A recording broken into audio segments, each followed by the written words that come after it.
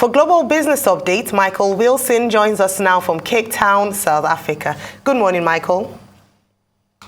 Good morning. As far as Asia Pacific is concerned, a bit of a down morning for them, for their stocks, a bit of a down trading session after Wall Street dropped quite considerably last night. China down about 0.5%, and Hong Kong down about 1.5%. Now, as far as China's economy opening up is concerned, it turns out that only 8% of Chinese shoppers feel safe about leaving their apartments. The vast majority are still staying at home. Fever clinic attendance has skyrocketed as well. Whether that means, it's very difficult to tell exactly what's going on. I've seen figures of 240 million people in China still suffering from COVID, or at least getting COVID again. Whether it actually is COVID or a new strain, I'm not quite sure about that. The other side of China is that they've relaxed their regulations on 45 foreign video games, and thus the likes of South Korea manufacturers like Netmarble, NCSoft, Krafton, and Kakos Games have increased overnight because China appears to be relaxing the import regulations on games, and video games are a huge industry as far as China is concerned. It's a huge market for video games as well. Let's turn our attention to the United States, and there was a considerable drop in the Dow yesterday, a broad sell-off really, all the usual kind of problems.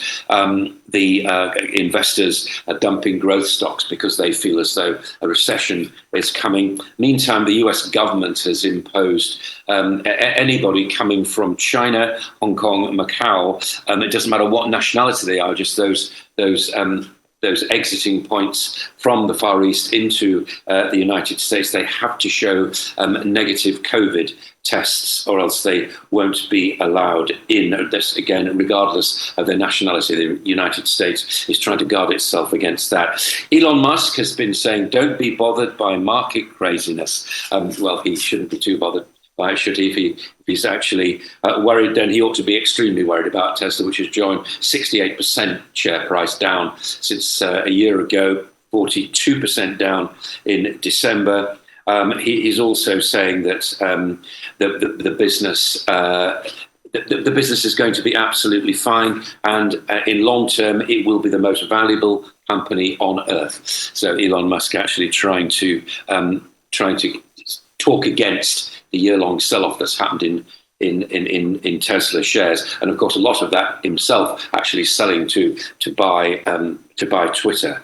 The FTX saga continues. The disentangling of that gets more and more complicated. One of the problems is that the company invested in two venture deals. Those are the ones that actually caught the SEC's attention. A company called Dave and another called Miston Labs, and there's $200 million actually invested in those companies. So that'll be more for bankruptcy lawyers to unravel as Mr. Bankman-Fried awaits his trial. Global economy, a decade of low growth. That's what economists are saying right now. The IMF has cut its forecast, as you know, from 6.6% next year to 2.7%. How economists actually feel as though they can take a 10-year view baffles me, I have to say. But anyway, I'm giving you this as it is news, and it does affect the way that people actually look at investments, and they think a sluggish decade of growth. That's what the economists are thinking. Again, my question is, how on earth would they know 10 years ahead? Now, this is quite major as far as the EU is concerned. ExxonMobil is suing Brussels to try to block the new windfall tax. Now, it may well be that a number of other companies will follow suit. What it's alleging is that the EC exceeded its legal authority, and this is the most significant response yet, and it threatens a levy to 25. The levy, which is worth about 25 billion euros, and was intended to cut people's exposure to energy costs and so on. It certainly threatens that EU-wide levy. And the EU corruption case, the one Again, all these allegations unproved at the moment, but they're including Morocco and Qatar, as you know. It's called Unique. That's the Belgian Justice Minister, Vincent van Quickenborne, who's saying that this is absolutely widespread, and the EU will not bear easily people trying to attack the heart of what it described as its European democracy. But I have to say, whilst this continues and whilst there are plenty of stories about this, the facts still have to be proved, but it is shaking the heart of the Brussels establishment. And finally, oil. Just to give you an idea, Urals crude is selling at $50 a barrel. As you know, there's a cap of $60 a barrel as far as G7 is concerned. There's plenty of insurance apparently available on ships, tankers travelling to India and China from Russia with their oil on board. The Western insurers have been underwriting those risks quite happily, apparently, but the price will remain volatile, and China's recovery is still key to the oil price. That's the global view this morning. Number one is, so how do these investors get their money back in the Sam Bankman-Fried case? Because it looks as though we've not learned. And I can go way back to the times of Charles Ponzi, Bernie Madoff. The list is endless. What are the caps? At least they were lucky in the case of Elizabeth Holmes, but investors still lost money and had to run us. What are the caps we can put in place? And also concerning the ExxonMobil case suing as regards windfall taxes, even in the UK, some oil companies too are going to be suing the UK government as regards windfall taxes. Can you explain the interplay going on there? Yeah, certainly. As far as the windfall tax is concerned, I mean, this is something which is reckoned to be quite major. This is the largest challenge to the EU actually doing that at the moment. As far as legal action in the United Kingdom is concerned, so far all the oil companies, as I understand it, have done is to voice their disapproval and have said the normal kind of things is, we pay a windfall tax already. If we pay another one, then it affects our investment. But so far, no joined together thing about this. I suspect, though, this Exxon challenge to Brussels will probably light the fires under lawyers as they return to work after the Christmas holidays. And certainly I would expect more legal challenges to follow. What Exxon is saying quite specifically, they're saying to you is that they've exceeded their legal mandate as far as that's concerned. All right, now going to the bleak global outlook, just looking at the impact of China opening up its economy post-COVID, 3 years since its very stiff COVID restrictions. I'd like you to just talk about the impact of that vis-a-vis some countries' response to this opening. The US is considering some restrictions, COVID restrictions, based on on China reopening, and also the fact that they've seen increase in number of infections. Hospitals talked about morgues and cemeteries recording higher numbers. What would be the impact of this on the global economy? Well, as you know, the jury's still out as to where COVID actually entered the general population, and it may well be China. What the United States, I can't speak for the United States, but what I'm assuming with their additional controls is they're seeing this increase in infections, which China has not actually commented on. But the fact of the matter is that a lot of hospitals are saying that they are full of fever-related diseases, and people assume that's COVID. So this is the United States trying to protect itself. I feel as though what 2023 will begin to show, it'll be a sort of end of the first part of globalization. I think countries will look inwards towards themselves because they do not want to enter the kind of mass lockdown that is so obviously crimped China's economy. They don't want to be going through that at the moment. So I suspect that borders will be hastily erected between countries to try to stop the spread of COVID. That's what I'd be doing if I were a country with limited amount of COVID. But at the same time, I think politicians really now have to very carefully balance the health of the economy versus the possible risk of infection. And again, it's only a possible risk that we're seeing right now. Okay, let's start with that survey of Chinese shoppers who have been very cautious. 62% of them even saying they would rather save rather than spend. But that survey was conducted before China decided to open up fully and step back from its zero COVID policy. And that survey was also restricted to urban centers, a sample size of 4,200 persons in major cities across China.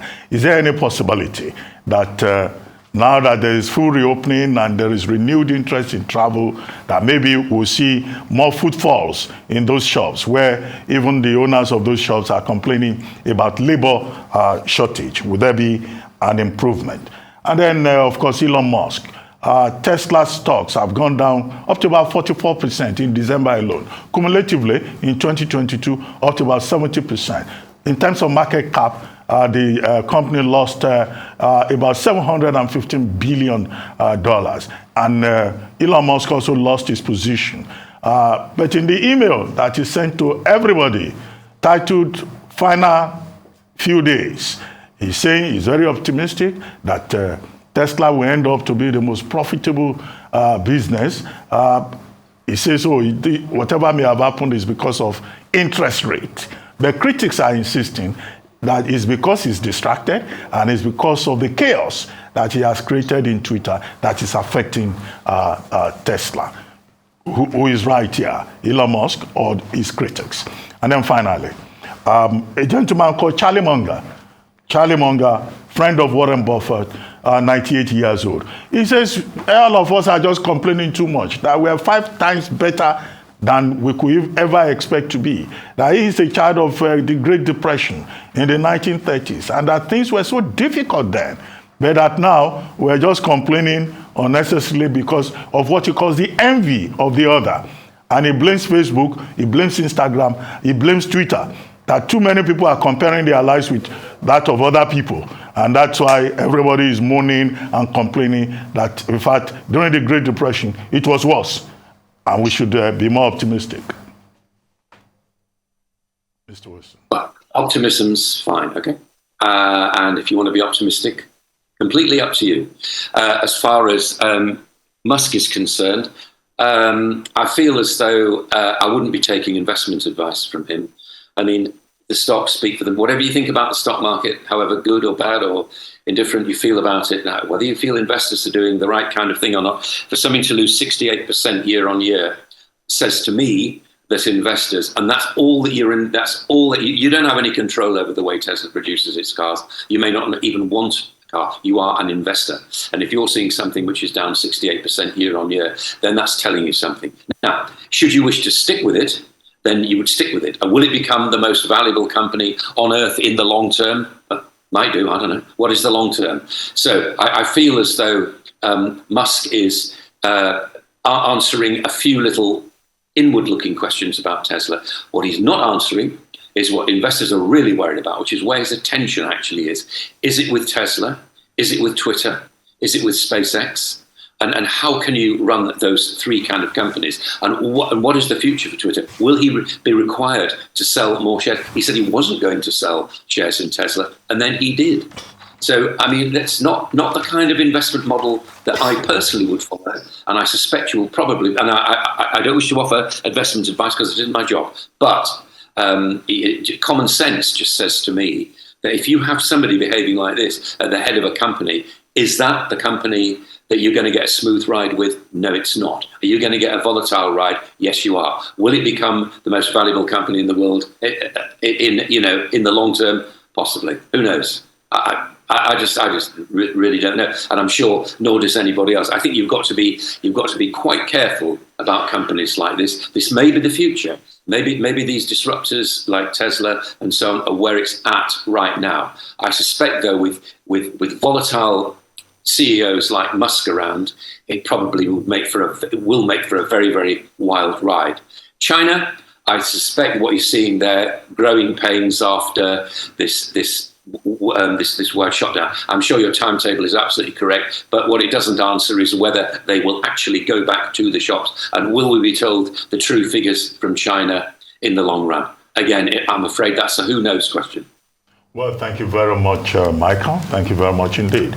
Now, for business updates across the African continent, Rotus Udiri joins us. Good morning, Rotus. Good morning, Doctor. Good morning, Ayo. Good morning, Rufai. Good morning to all our viewers. We follow up with yesterday's poll on the This Day website with respect to state police, because we're interactive like that. And I think it's pretty overwhelming as far as the respondents to that poll. I think it's about 81% of respondents say that they want. Do we have the poll? 81% of respondents say that they are in favor of state police. So of course that takes us into that conversation on augmenting the budgets of the different states and whether or not they have the capacity to be able to pay police as far as their salaries are concerned. So that now takes us into the Minister of Labor and Employment, Chris Ngige, who yesterday was speaking to newsmen, said that the government is looking at increasing the salaries of civil servants in 2023. They said there's a pronouncement that is going to be made as far as that is concerned. And it says that the relevant commissions are looking at increasing salaries. He was asked if those salaries would be increased in line with where inflation is. And he said, okay, so now we're back to the poll. All right, so there's the poll. 81% of course in favor of state police, 13% no, 6% not sure. And again, www.thisdaylive.com. You can go there and get because your opinion matters, right? All right, so back to Chris Ngige, saying that the federal government is going to look at increasing salaries for civil servants. The timeline, of course, has to be put in place here. Just yesterday, remember Michael Wilson took us through Spain approving monies for assisting the polity there, the UK, a number of other countries. So Nigeria, 3 years after the pandemic of 2020, will now just be looking at possibly increasing salaries of civil servants in line with economic realities like inflation, which, take your pick. Is it 21%? Is it 50? Is it 74? Is it 85?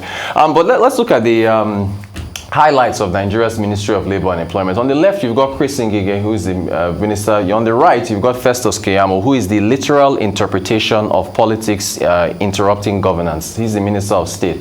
You've got no recent unemployment data. You've got unemployment at 33%. You've got youth unemployment at 42.5%. If you include underemployment, 6 out of every 10 youth in Nigeria either have no jobs or are working in jobs that they're overqualified for.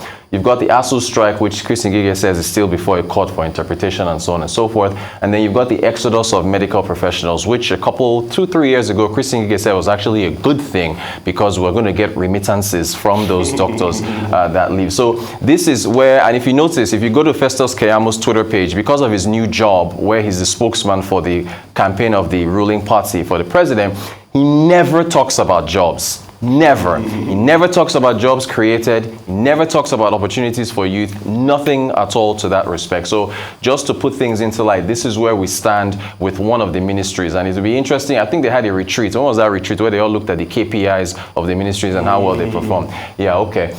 You three have done justice to the budget. Not really much for me to add as far as what's been passed. You went over the metrics, oil benchmarks, recurrent expenditure, the deficits, supplementary budgets and so on and so forth. But a couple interesting quotes from what we saw yesterday with the plenary. I think Senator Ndume of Borno State. My worry is that this is the reality of what we're doing today. It is today that this Senate has considered to extend the budget by 90 days. This budget, even if approved, how realistic is it going to be? By the time we process this and the due process that is required in budget implementation for contract execution, it cannot be circumvented. He continues saying that if that is the case, assuming we pass it today, we have 90 days to implement. If it is agreed that some of these monies have to be spent within 90 days, it is not possible. Let us not deceive ourselves. We should amend the 2023 budget to take care of these projects so that they will have 12 months of implementation. Then, of course, you already discussed Ways and Means being that advance being rejected because of the law. So they already pushed that aside, and there was a quote from, is it Senator from Cross River? He was talking about the laws that essentially do not allow for this to pass. But Senator Sekibo. Sekibo, there he is, yeah. So Mr. Senator Thompson Sekibo from River said, Mr. President, the relevant laws clearly show that 22.7 trillion ways and means advances already spent by the federal government without informing the National Assembly was wrong, and it would be unfair as representative of Nigerians to approve this request. So look, as far as the senator who came on the floor to applaud the government for bringing... No, so Rufai, here's the thing. We at this point, what do you do? The reality for Nigeria is that the borrowing has to continue. You've boxed yourself into a corner where if you implement the Aronsaye reports, you fire half of your civil service, and unemployment, which is, what, 33%, that spikes. It spikes. Now you're firing half of them. No, I'm done. That's the end of my presentation. So what do you want to do about the Aronsaye report? How do you prevent the unemployment going up? When you put in the Aronsaye reports, what you tactically, honorably first cut down is the level of ghost workers in this place. Does that account for... Wait now, let me finish, When you cut down ghost workers, then what you do is you retool people that are going to lose their job based on this. You make the civil service more agile, you make it more nimble, you introduce technology, it becomes more effective, and the deliverables increase. Rotus, we can't keep making decisions based on sentiment. We've kicked this Aronsaye report down the road. In fact, we set up a committee called Aronsaye. He had a report. We've set up another committee to review the report, to review it over and over again. Yeah. We've reviewed it over and over again. And look at it, Rotus. Look at your own charts. The current expenditure, 8 trillion. Yeah. Capital expenditure, 5 trillion. So who is deceiving who? Right. And that's what will lead us to your Ministry of Labor. Anyway, in all fairness, I will not hold Mr. Kiyamo or Mr. Ngige for no recent unemployment data. That one is in the doorstep of MBS, and we call them out for it. MBS, please, we beg you, release that data. But if you are the Minister of Employment and Labor, aren't you supposed to put pressure on the Bureau of Statistics to update us on our unemployment data? It falls under their purview now. It falls under their purview. Yeah. But a lot of people too also will tell you that the MPS has a level of independence. It releases its data not with the pushing of any other person in the economy. Okay. So they should release their data. Secondly, unemployment at 3%. We all see it in society. That's why it's so easy to recruit thugs during political season. Youth unemployment 42%. Are you surprised? It's so easy to recruit thugs and all of that. So, Rotus, let's not put in the sentiment of the fact that if we implement the Aronsaye report, heaven will fall. Because it will not fall.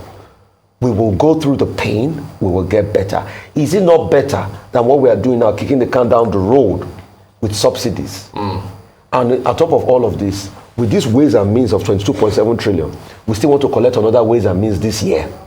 Another 4 trillion. The 891 billion supplementary is supposed to be sourced from the 1 trillion that they're asking from the CBN. For the CBN, okay. So it's not even 4 trillion, it's 1 trillion. Yeah, and it's one. When the 1 trillion comes in... 4.49 trillion. 4.49 trillion. For ways and means in the 2023 budget. The 1 trillion was approved by the National Assembly to fund the 819 supplementary budget. Is that 4 trillion not part of the total 22 trillion that already has been borrowed from the ways and means? No, it's a fresh provision. It's a fresh one. That will take it to 26 trillion so now. So take it to 26 trillion. And you know what that means? That will be inflation.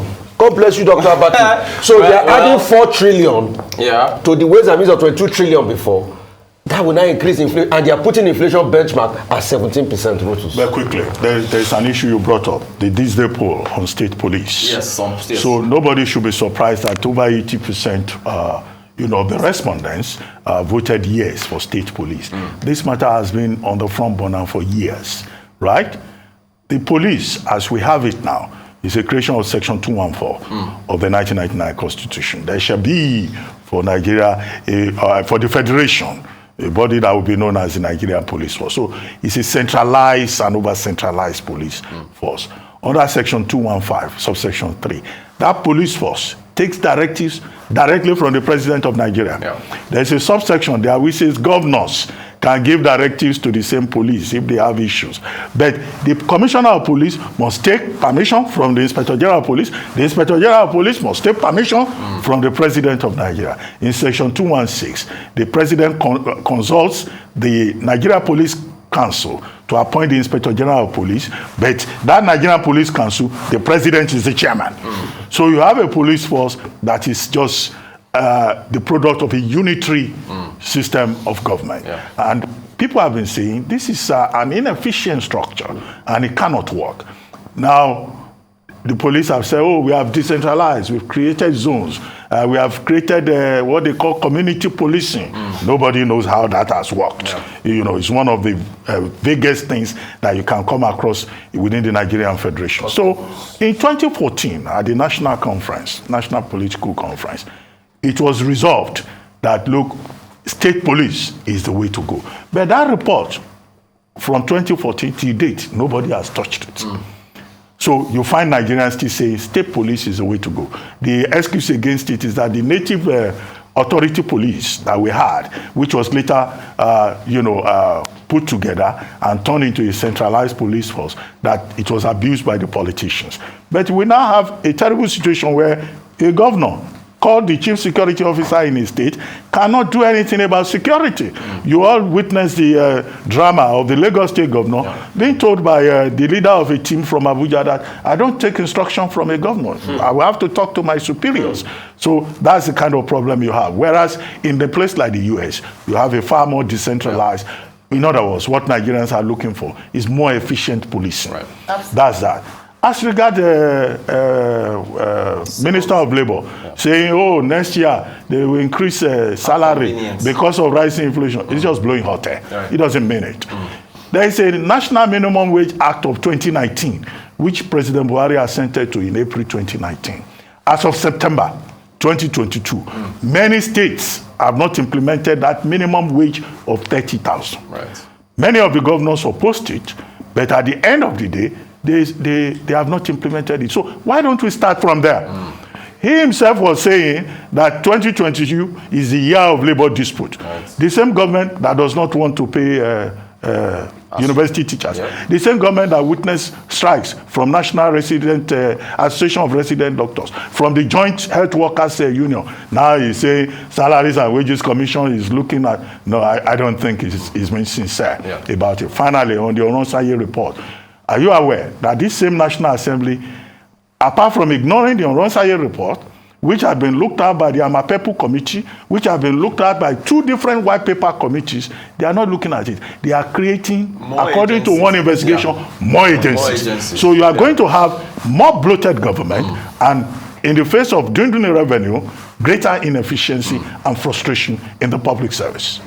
All right, just to wrap up on that, and with the statement from the Minister of Labour and Employment with regards to increasing wages of workers, civil servants in Nigeria, a very hopeful headline towards the end of the year. Maybe it's a Christmas injection to infuse joy and laughter, because as has been said again and again, we've been having conversations around revenue, the lack of it, the lack of implementation of the 30,000 naira by some state governors. The big question is, when they make statements like that Nigerians should be asking is, where is the money coming from? How is this going to be actualized? You can't just, and I think that, ministers like Mr. Kwizigi should be careful with statements that they make. It is unfair and it is misleading to make statements like this without any backing as to how this will be actualized. Thank you very much, Rotus. Thank you so much. Thank you, Rotus.